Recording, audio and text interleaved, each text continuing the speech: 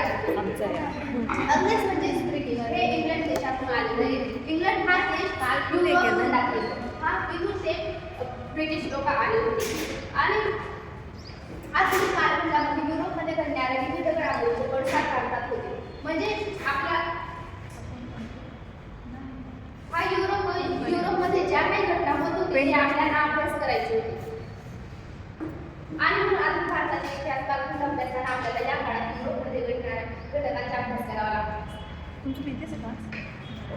आपल्याला आधुनिक भारताचा अभ्यास करताना युरोपमध्ये ज्या काही घटना होत होते त्याचा अभ्यास करणे गरजेचे होते. म्हणून आपण आधुनिक भारताचा अभ्यास करताना पहिले युरोप तिथून अभ्यास करतो.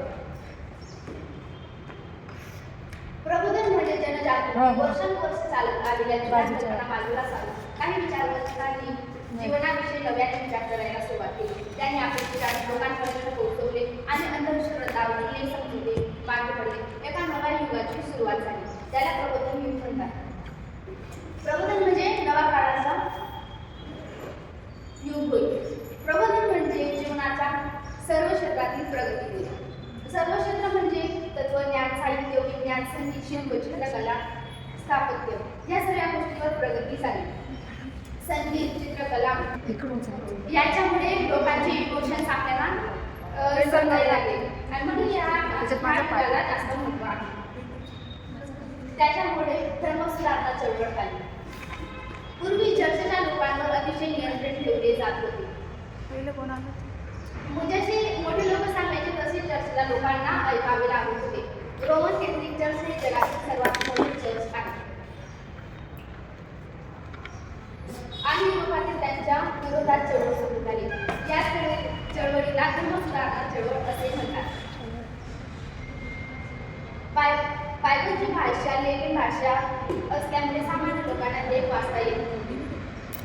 हे जे बायबल होते हे फक्त लेखन भाषेमध्ये हे आणि म्हणून ते सर्वसामान्य लोकांना समजत नव्हते आणि म्हणून लोकांनी त्या बायबलला अंग्रेज, फ्रेंच अशा लोकभाषेत रूपांतर केले. याचा परिणाम झाला की बायबलमध्ये काय शिकवले गेलं आहे ते लोकांना समजायला लागले.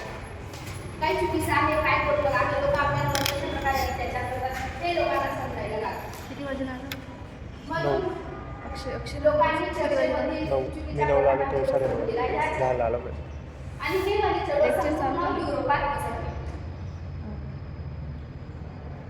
इसवी सनाच्या 15व्या शतकापर्यंत युरोपीय लोक पूर्वीकडील देशांमधून आणलेले साखर, मसाला पदार्थ, रेशमी कापड आणि मौल्यवान वस्तू वापरत असत. युरोपातील लोक इकडच्या वस्तूंमध्ये त्या वापरत होते. मात्र या वस्तू अगदी जे इस्तंबूल आहे जे इथं आहे ते हे शहर बायझंटाईन साम्राज्याची राजधानी होती. या शहरातूनच युरोप आशिया व्यापाराचे महत्त्व जमिनीचे मार्ग मार्गाने जात होते. तुर्कांनी हे मार्ग बंद केले आणि म्हणून युरोपातील लोकांना पूर्वीकडील व्यापार येत नव्हता आणि म्हणून त्यांना नवा मार्ग शोधावे लागले. अनेक लोकांनी हा मार्ग शोधला. त्याच्यामधला एक महत्त्वाचा व्यक्ती आहे ते आहे वास्को द गामा. यांनी 1498 साली पोर्तुगीज फुलाशी वास्को द गामाने आफ्रिकेच्या दक्षिण टोकाला वळसा घालून भारतातील कालिकत बंदरात पोहोचला. त्याने भारतातील सागर मार्ग शोधला. म्हणजे अशा प्रकारे आला आणि भारत समुद्र मार्ग शोधला.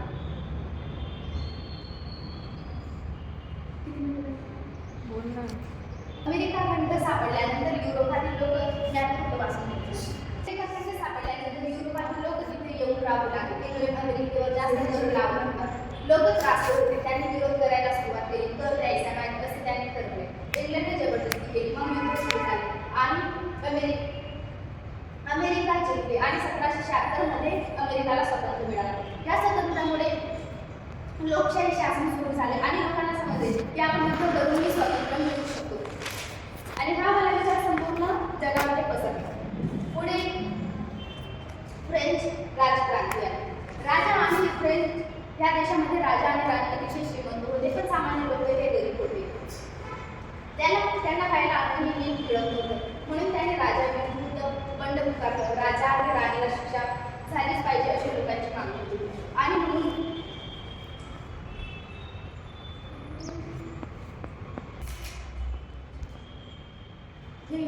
शक्य झाले आणि फ्रेंच यांना स्वातंत्र्य मिळालं.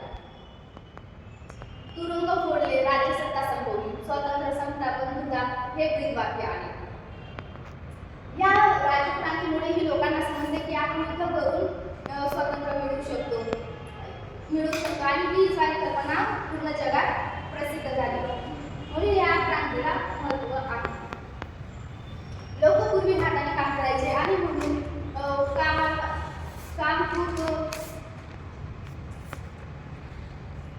कमी काम व्हायचे आणि म्हणून नंतर मशीनाचा वापर सुरू झाला. मोठे कारखाने सुरू दूर आणि वस्तू तयार करू लागले. लोकांना काम मिळू लागले. गावातून लोक शहरामध्ये आले.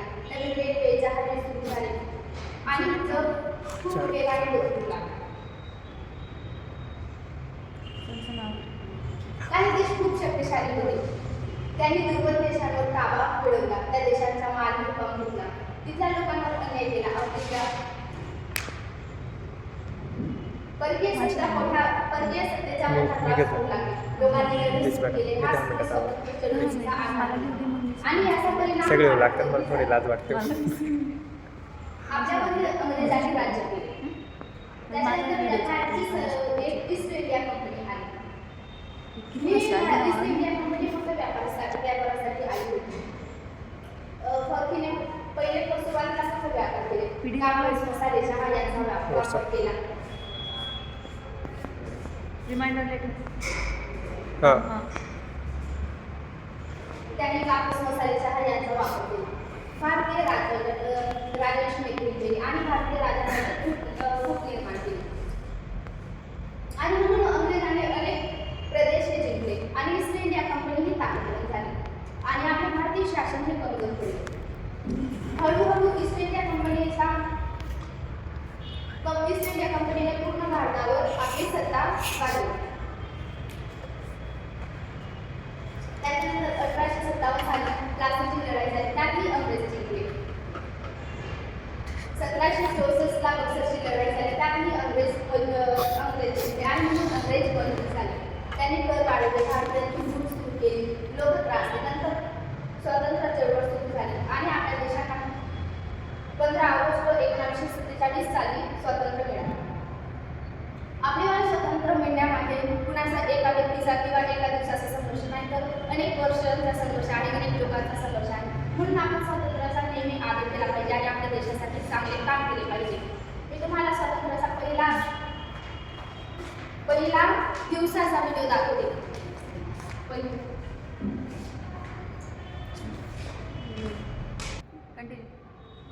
या प्रकारे स्वातंत्र्य झालं होतं. एवढी सगळी पब्लिक जमा झाली होती. आता आपण याच्या रिलेटेड काही प्रश्न उत्तर घेऊ. भारतात देश 1947 रोजी स्वातंत्र्य मिळाले.